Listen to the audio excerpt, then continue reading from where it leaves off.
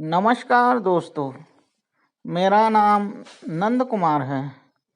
हमारे चैनल का नाम है यूनिवर्सल डिस्कवरीज।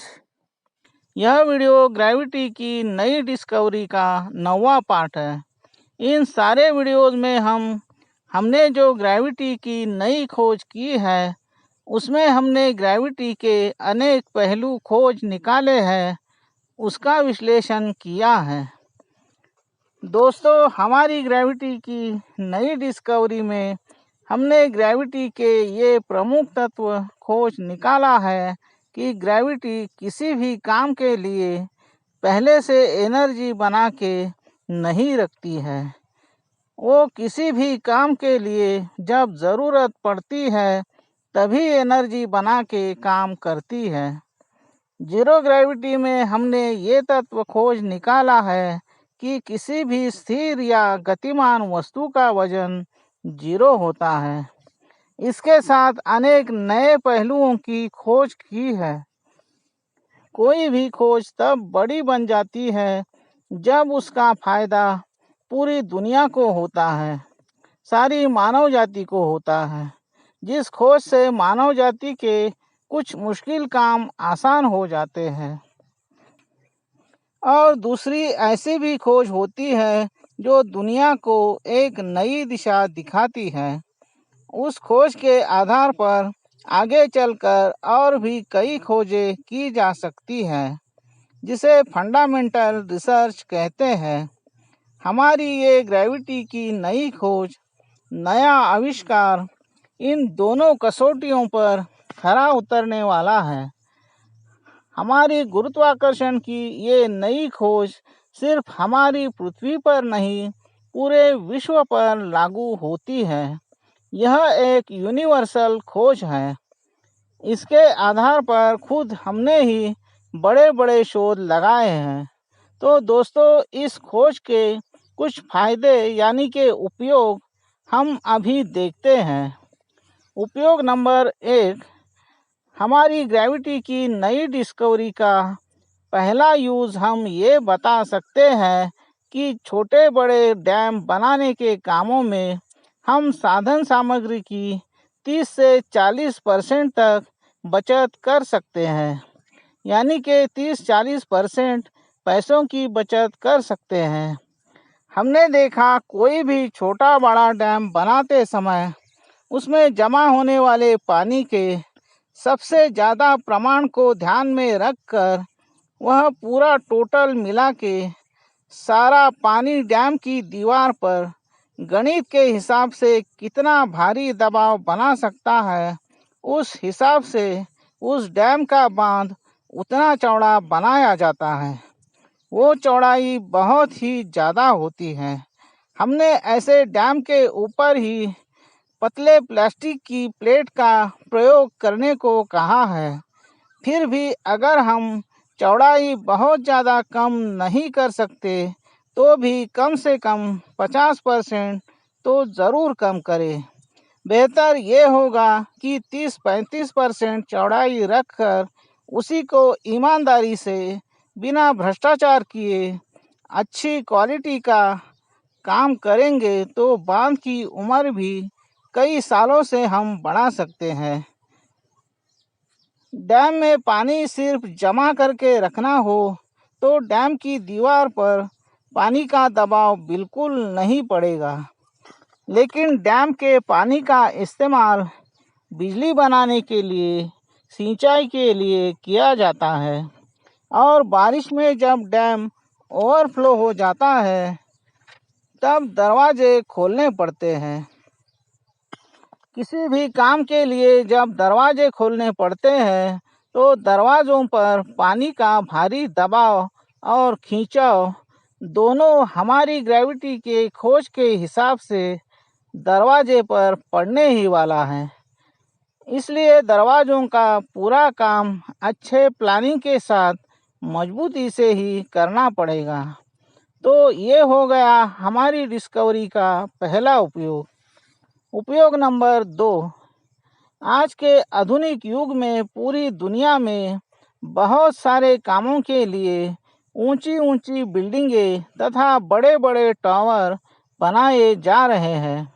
इन सब इमारतों के कामों में भी खासकर इसी बात का ध्यान रखा जाता है कि जितनी मंजिलें होंगी, इन सभी मंजिलों का ऊपर से नीचे तथा अंतिमतः फाउंडेशन पर जितना दबाव, जितना वजन आ सकता है, उन सब का हिसाब लगा के उसके अनुसार उस इमारत में बड़े बड़े पिलर इस्तेमाल किए जाते हैं।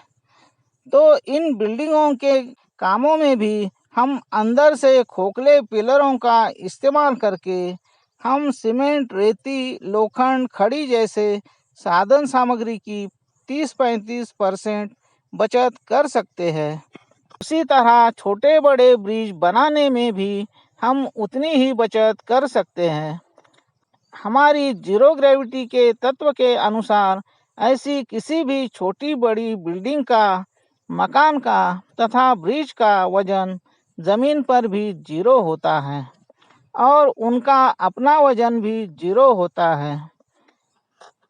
ऐसी इमारतों को तभी वजन प्राप्त होता है जब वह हल्के दर्जे के काम की वजह से या भ्रष्टाचार की वजह से या भूकंप तथा बहुत पुरानी होने के कारण गिरती है। इमारत जब गिरती है तो ज़्यादा नुकसान इसलिए होता है क्योंकि उसका वजन ज़्यादा होता है, यानी कि उसमें ज़्यादा मटेरियल लगा होता है।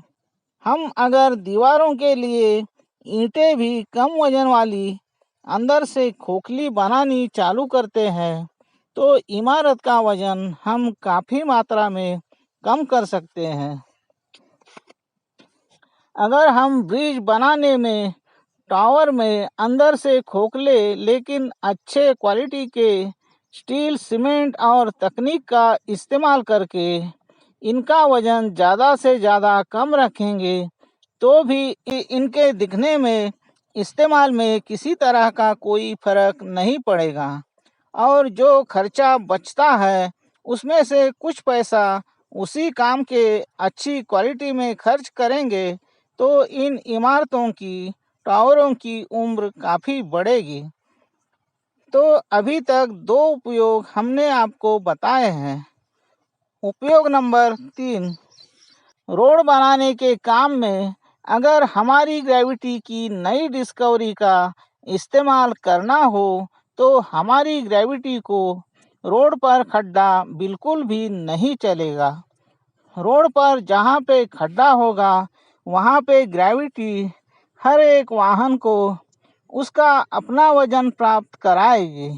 उस वजन का आघात उस खड्डे पर होगा, उसमें वह खड्डा भी बढ़ता ही जाएगा। हमारी गाड़ियों का भी नुकसान होगा। रोड पर खड्डे होना ये पूरी इंडिया पे एक कलंक है।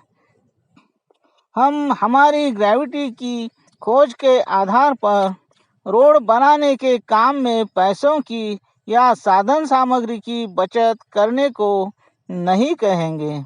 हमें रोड का काम अच्छे तकनीक से और ईमानदारी से हमारे इंडिया की इमेज को सामने रखकर इस तरह से करना है जैसे रोड इंग्लैंड, अमेरिका में होते हैं, जिसमें खड्डे गिरने का सवाल ही नहीं पैदा होता और कभी एक्सीडेंटली कोई खड्डा कहीं पर बन भी जाता है तो उसे तुरंत ऐसा पैच मारना है जो रास्ते के ज़रा सा भी ना ऊपर हो ना नीचे।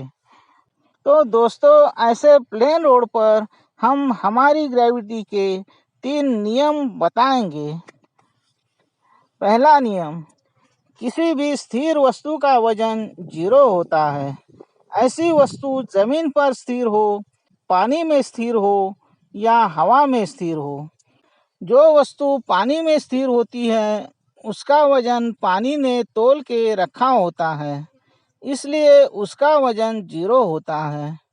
जो वस्तु हवा में स्थिर होती है उसका वजन किसी न किसी ने तौल के रखा होता है। मान लो वो हेलीकॉप्टर है तो वो हवा में तभी स्थिर रह सकता है जब वो अपने वजन जितना फोर्स अपने संतुलन के साथ उपयुक्त दिशा में पैदा करता है।